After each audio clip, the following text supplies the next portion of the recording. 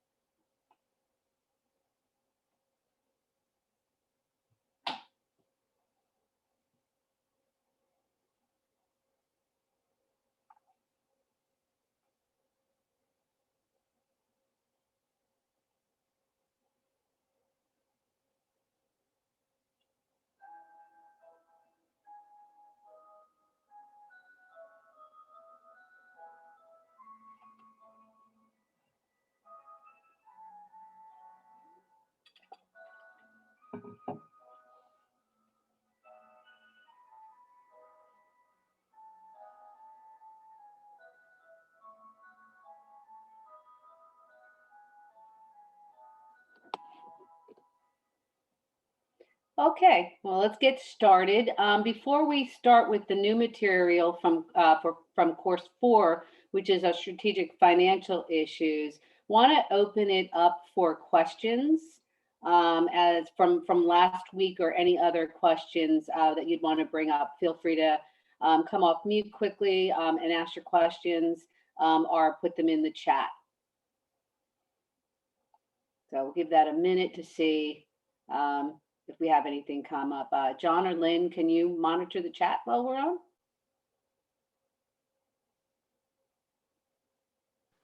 Sure. Thank you. Okay. Just a little bit of housekeeping as a reminder. Diane, are we recording this? Just want to double check.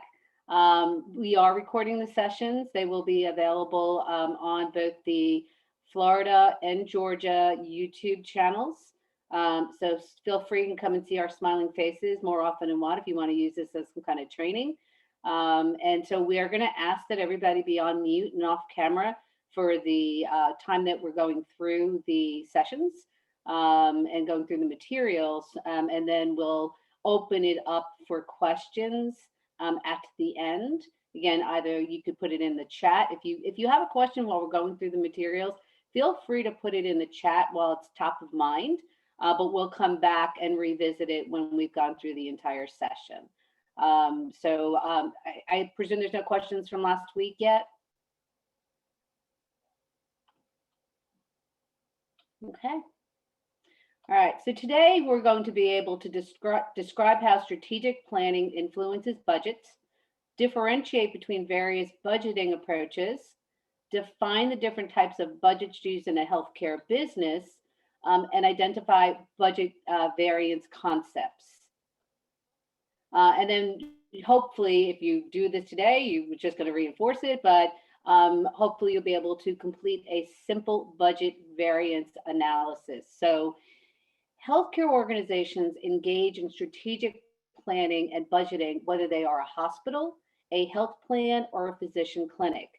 Knowing how to use financial statements enables the interpretation of data in order to identify opportunities to improve revenues or collections, optimize operating costs, or improve profitability. This program will link revenue management, cost management, and financial reporting to the strategic planning and budgeting processes in a healthcare business. So as we've said, we're talking about planning and budgeting. So the context for successful use of financial statement data comes from planning and budgeting. Planning entails preparing the business for future operations in a big picture sense, and budgeting is a subset of the planning process and is intended to express the organization's plans in financial terms. So strategic planning is an essential part of managing any business and sets the general framework for what an organization is in business to accomplish and how it intends to accomplish what it is set out to do. Failing to plan forces a manager to react to immediate crises rather than run the business with a clear set of goals and priorities. This type of situation, although common, nearly always leads to less than optimal outcomes and the potential for the business to fail. Strategic planning starts with fundamental steps that include a mission statement and a vision statement, and then the overarching strategic plan. So, mission and vision. Strategic planning starts with a fundamental process of what is the business intends to do, or what is the purpose of this business. This is the essence of the mission statement. I'm sure all of us in healthcare have mission statements and are in any business really. And literally, what is the purpose of the business in terms of delivering a service or selling a project? So, a mission statement in healthcare may be expressed in multiple parts, such as the mission of XYZ Hospital is to provide high quality care in a state of the art facility that emphasizes the human element of healthcare. I'm sure that sounds very common to most of us that have worked in healthcare providers. And then our vision statement. Closely linked to the mission statement is the vision statement, which is used by some organizations to concisely express the organization's aspirations. An example of a vision statement for a community health center is it tends to be the leading source of care to the medically vulnerable and underserved. Once equipped with a sense of mission and values of a business entity, managers can then set out a broad plan to guide the organization towards fulfillment of its mission. This is usually carried out in a strategic plan, which looks at a long-term view of the future, at least a year, and often ranging up to 10 years in the future. A strategic plan describes the current state of the business, including including a SWOT analysis, its strengths, its weaknesses, its opportunities, and its threats, as well as any specific organizational objectives and action steps for achieving those objectives. The strategic plan becomes the foundation for budgeting in a healthcare business. In many respects, an organization's budget is an expression of its strategic plan in numeric terms. The budget defines the organization's plans for earning revenues and using resources over a period of time. So, polling question or question here. So, a strategic plan describes all of the following except the organization's budget, the current state of the business, any specific organizational goals and action steps for achieving organizational goals, the organization's opportunities and threats, and the organization's strengths and weaknesses.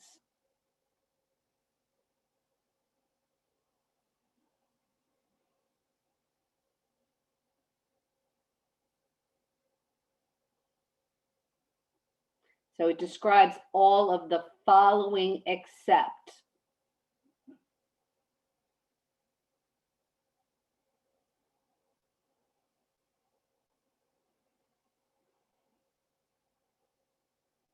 Great. Actually, the correct answer is A. A strategic plan is used to communicate the organization's goals and actions needed to achieve those goals. Budgets are not included at the strategic planning stage. So this is coming directly from the HFMA website. So you can read through them, and they'll actually, if you click on each one, it'll tell you why it's correct or why it's incorrect. Okay.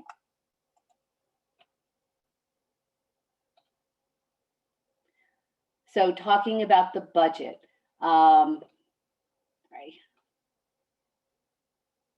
So the strategic plan becomes the foundation for budgeting in a healthcare business. In many respects, an organization's budget is an expression of its strategic plan in numeric terms. The budget defines the organization's plan for earning revenue and using resources over a given time. Sorry, somehow went backwards here, and I apologize. I thought that looked familiar. Sorry, nope.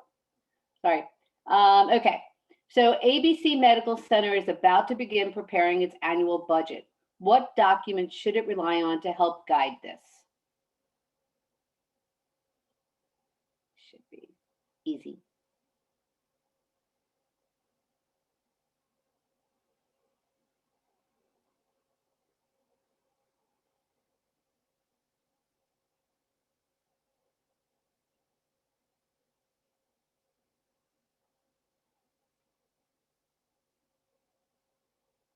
Give it just a few more seconds. Got most of. Okay, we'll close it up, Diane. The correct answer is D, the strategic plan, because it describes specific actions that the organization hopes to undertake, and the budget expresses those goals in numeric terms.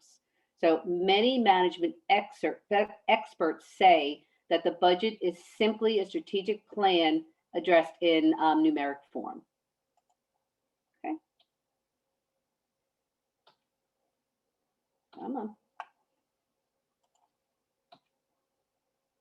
So basic budget concepts. A critical element of working with the budget is understanding that it is a management tool, not a financial tool. Budgets set targets and objectives based on a plan set out by management. Budgets are useful in helping managers better control operations in their clinic, hospital, or health plans. Values in the budget can be used as a benchmark against which actual revenue and expense results can be compared. Comparing actual results with budget targets can help managers identify areas where improvement in performance is needed. If revenues are below expectation or expenses above budget targets, identifying those differences can guide managers towards potential problem areas and help to focus corrective action where it is most needed. Usually, the budget for healthcare entity is based on a forecast for the coming year. However, monitoring progress towards organizational goals on a year-by-year basis is generally ineffective, as unfavorable changes in financial performance could remain uncorrected until they have had a significant negative impact. Generally, an annual budget projection is broken down into quarterly or monthly segments, and those annual subdivisions are used for ongoing monitoring and control in a healthcare business. So top down versus bottom up. The process by which a budget is prepared varies depending on the size and management style of the entity. The chart on the screen illustrates the difference between the top down and the bottom up budgeting approaches. So top down will start with the actual results of the prior year. It is useful for a business that believes that past results are reasonably predictive of future activity, and it preserves operational deficiencies if projections are not critically assessed periodically. Bottom up is a little different. Managers start each budget projection as if there were no past experience, and each line item is justified for reasonableness each year. It results in a tightly controlled budget. Process is tedious and labor intensive, but results in a more realistic and effective budget target, and it's appropriate for entities in financial difficulty. So key concept side. So the management of Mercy Health Plan operates in a fairly centralized, with the most decisions being made by CFO, CEO, and board of directors. Given the management style, which of the following budget approaches would Mercy Health Plan use and why?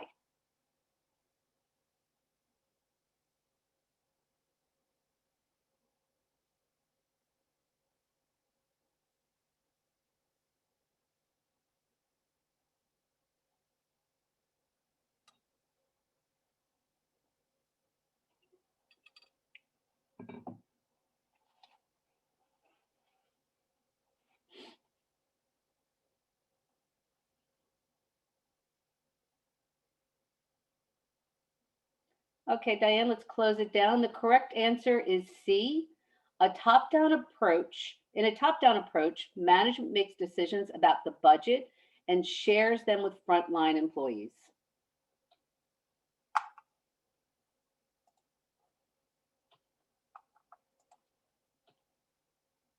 So monitoring budgets. Usually the budget for a healthcare entity is based on a forecast for the coming year.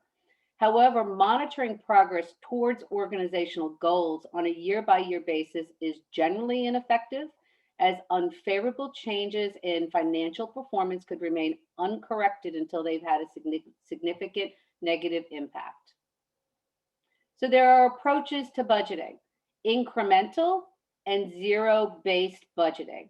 So in incremental budgeting, this approach can be useful for a hospital or a business that believes the past results are reasonably predictive of future activity and are consistent with the goals of the business.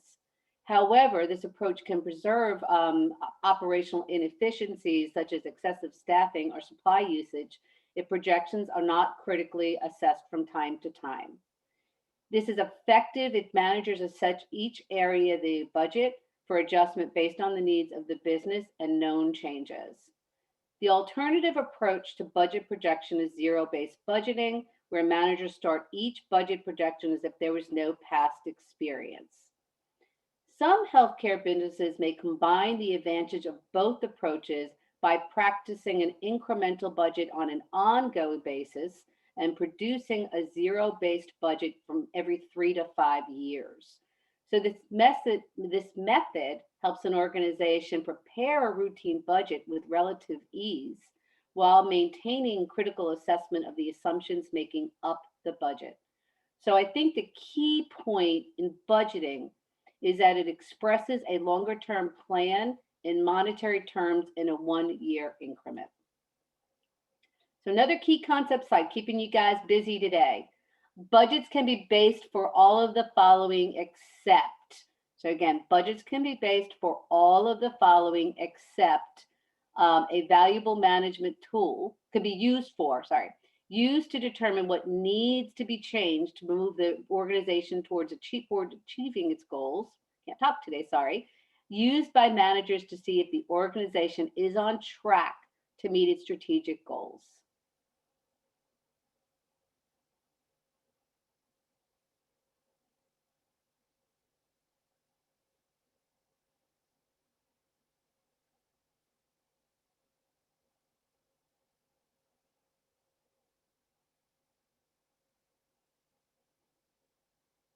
Okay. Correct answer is an absolute number that must be achieved. It is important for managers to understand that budgets are a tool and not an absolute number that must be achieved. A budget is used by managers to see if the business is on track to meet its strategic goals, and if it is not, what needs to be changed to move the organization closer to achieving these goals. A budget is only a projection and therefore has areas of imperfection when compared to actual results. However, when used with a degree of judgment, the budget can be a valuable management tool.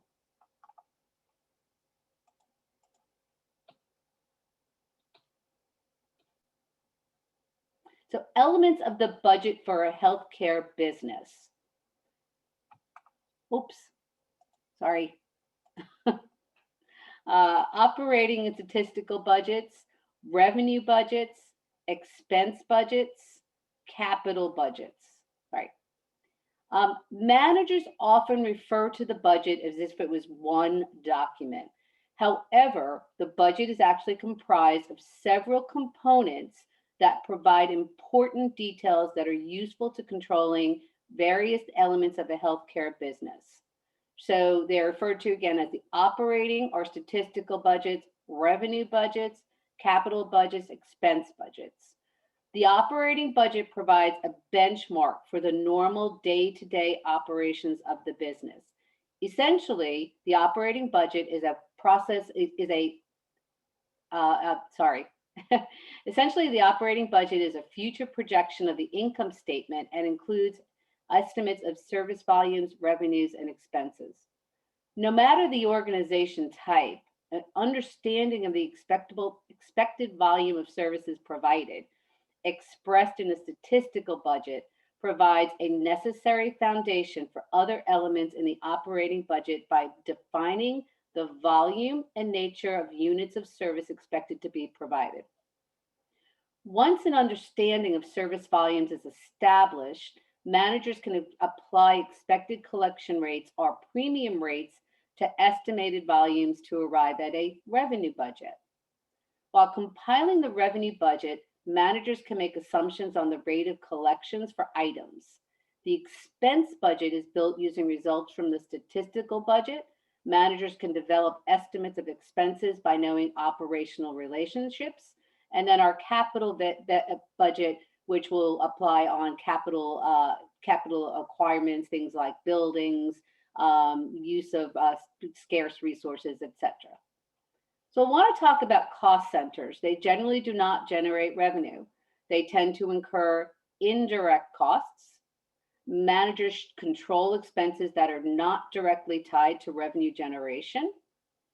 And support areas that usually do not generate revenue tend to incur indirect costs and are known as cost centers.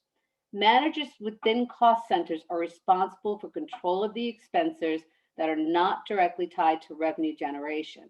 The expenses incurred in cost centers tend to be overhead or indirect costs as discussed in our course 3 cost analysis principles. So while costs technically relate to an expenditure and expenses technically relate to the consumption of that expenditure, for purpose of this discussion, they mean the same thing. So another key concept side. So the operating budget is comprised of all of the following except an expense budget, revenue budget, cash budget, and statistical budget.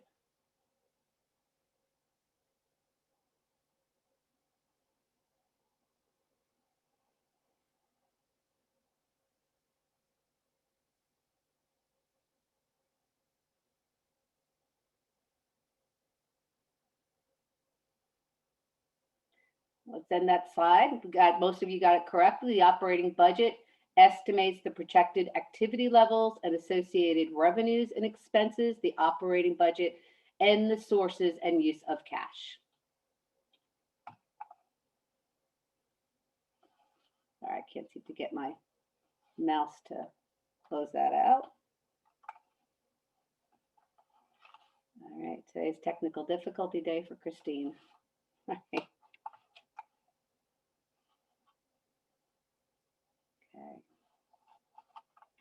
All right, guys. We've been technically challenged in this series. I can't seem to get rid of that polling question on my computer, Diane, which means I can't move it along the dial.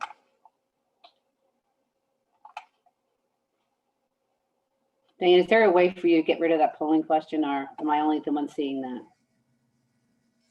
How's that? I'm still seeing it on mine. Can you guys see it?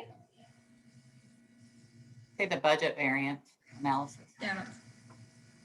Oh, so, Yeah, we don't see the polling question. thank you. It's just me, I couldn't get it closed. So, all right. So budget variance analysis, managers can use the budget in managing a healthcare business by comparing budgeted amounts with actual results achieved by the business. The calculated difference between the actual, it's not moving. The calculated difference between the actual and budgeted amount is known as the variance. When calculating variances in revenue, the budget amount is subtracted from the actual amount.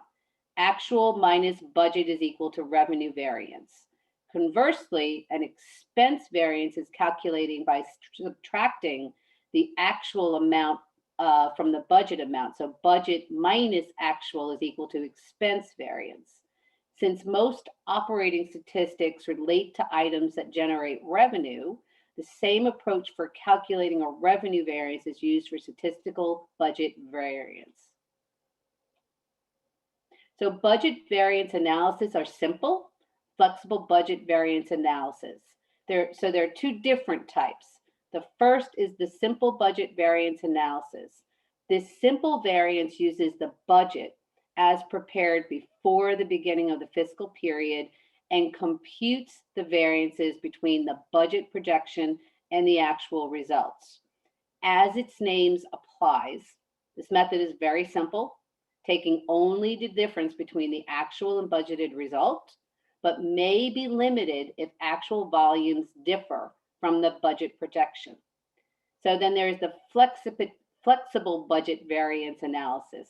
So in response to the fundamental weakness of the simple budget variance, this method requires the manager to adjust the budget for changes in volume by applying revenue and expense per unit standards to the actual volume.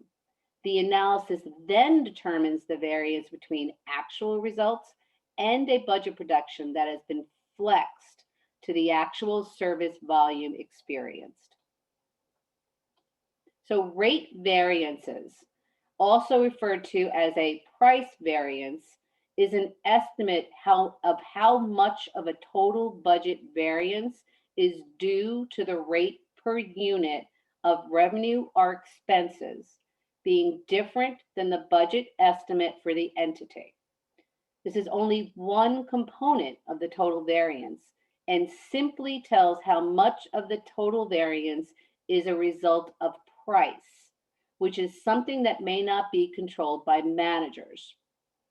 The rate variance is calculated by the formula that you're seeing on the slide right now. So volume variance, a little different, is an estimate of the extent to which the total budget variance in a budget line item is a result of actual volumes being different from those used in the budget projection.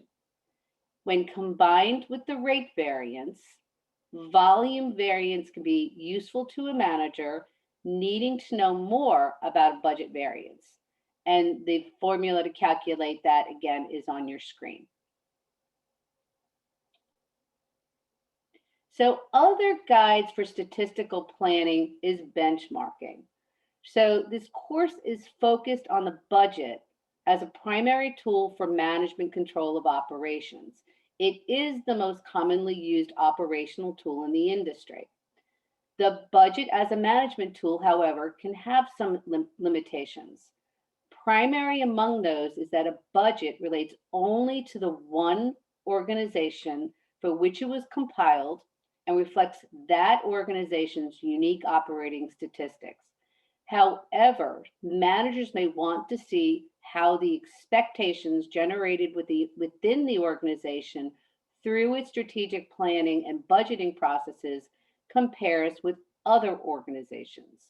The process of benchmarking, which we are probably all familiar with based on things like the HFMA key hospital financial statistics and ratio medians, along with other organizations, can be a valuable exercise in gaining further insight to operational performance. So again, another key concept slide, we'll get there, keeping you guys busy again today, hopefully engaged. Benefits of the process of benchmarking include all of the following except. Again, benefits of the process of benchmarking include all of the following except. Gaining further insight into operational performance, comparison of key performance measures relative to the competition, serves as a primary tool for managers to maintain the budget, and compare of organizational performance to be recognized industry metrics. So benefits of the process of benchmarking include all of the following.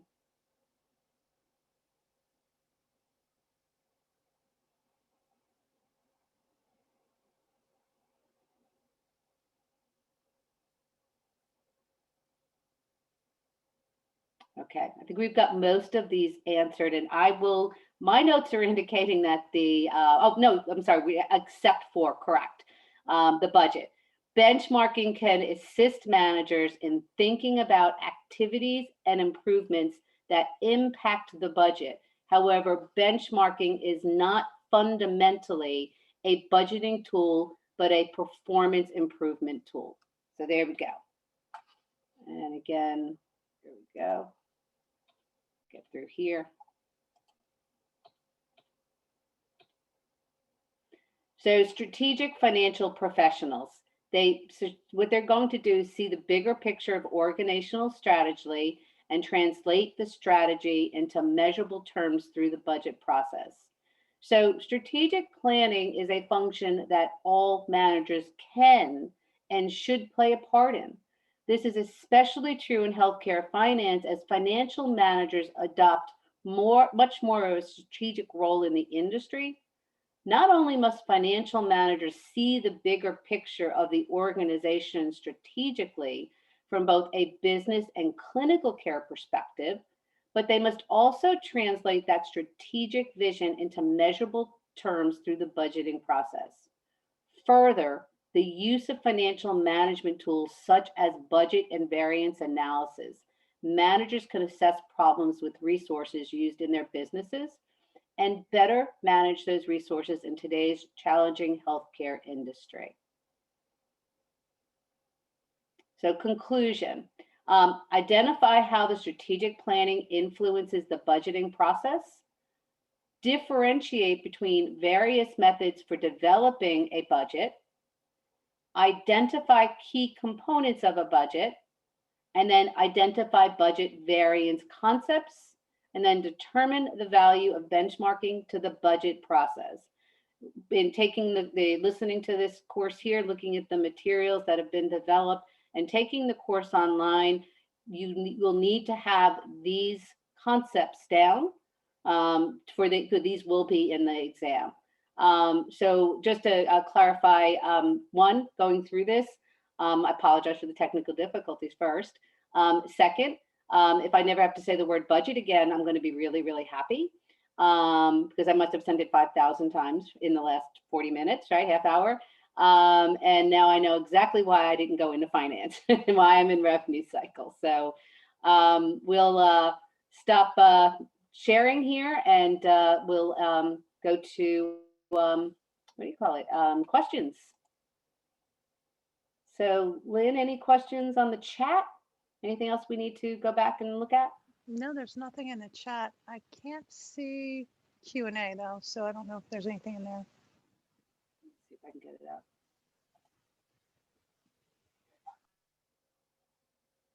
I don't see a Q&A either.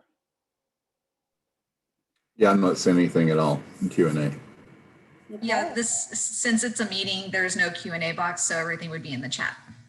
Perfect, thank you. You're welcome. Can you explain slide 12? Okay.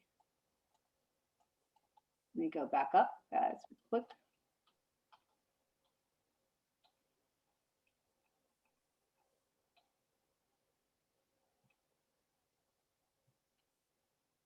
So top down versus a bottom down approach usually is the top, so if you're looking at it starts at the top and then is managed and get input from the managers where it's going to go bottom up, where managers start each budget projection as if there was no past experience.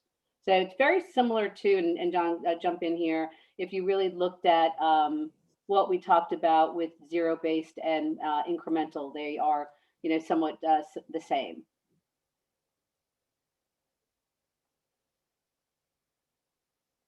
I'll give you a minute to look at that slide. One of the things we talked about is, sometimes they'll do a combination of the both. So. Christine, are you going to pull the slide back up? Oh, yeah, sorry. I'm not sharing. Hold on. As much as you and I have gone through these, we should know them by heart, actually. So. I know.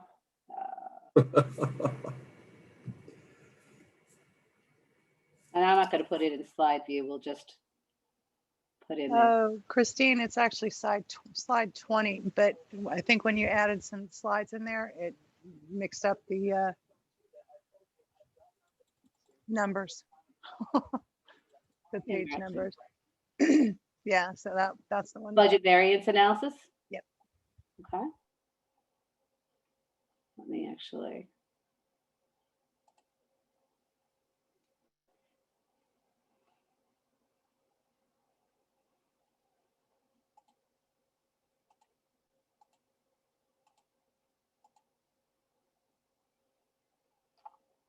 So we've got so in calculating variances in revenue, the budget amount is subtracted from the actual amount. Actual minus the budget, so I think that we got those here, is equal to the revenue variance.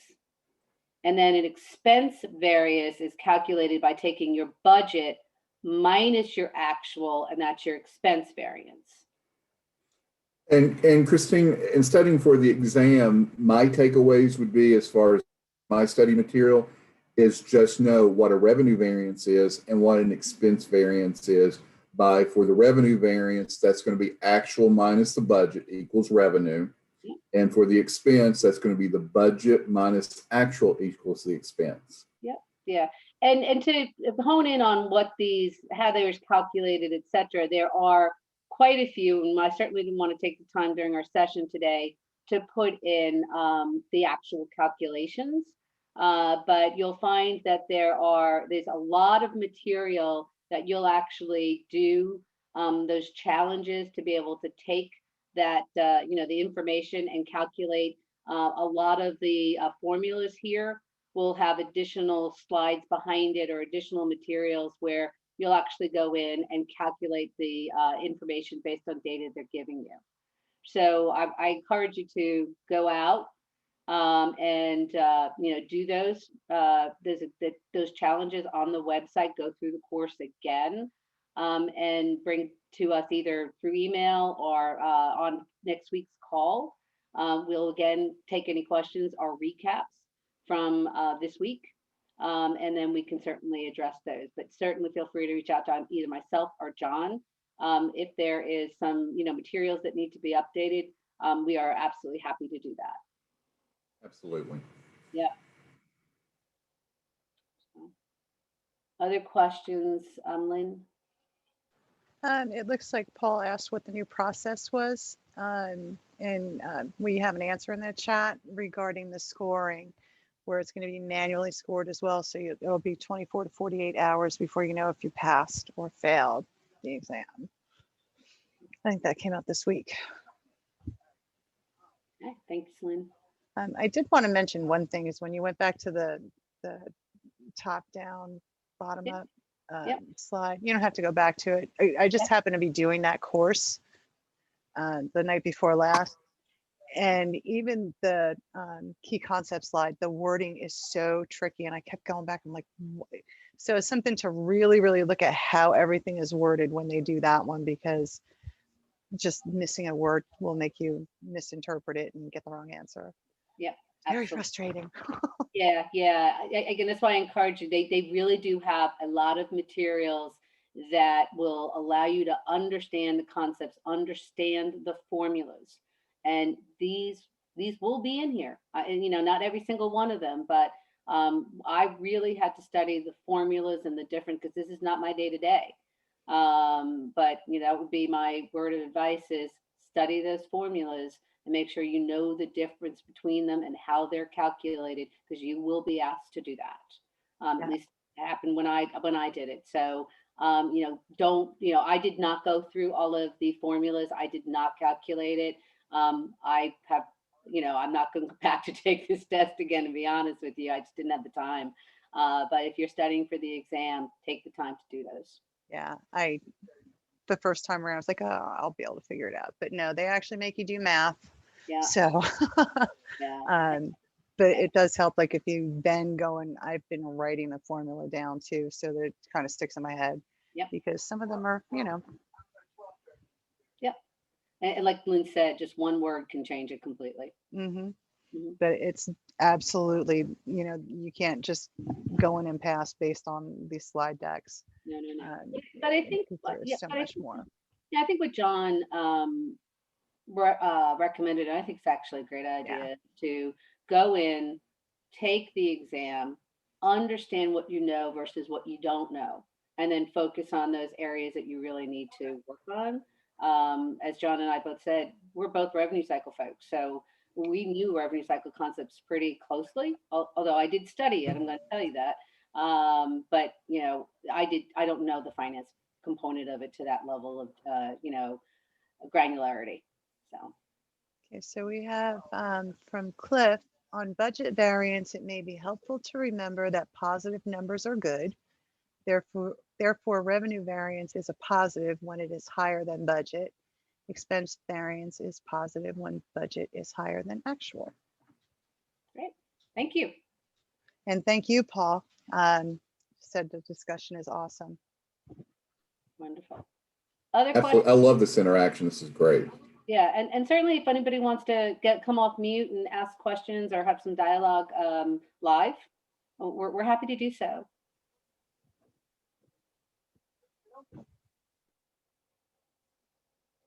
Okay, well, if no more questions, then we will give you guys back some day in your time to get back to your real jobs.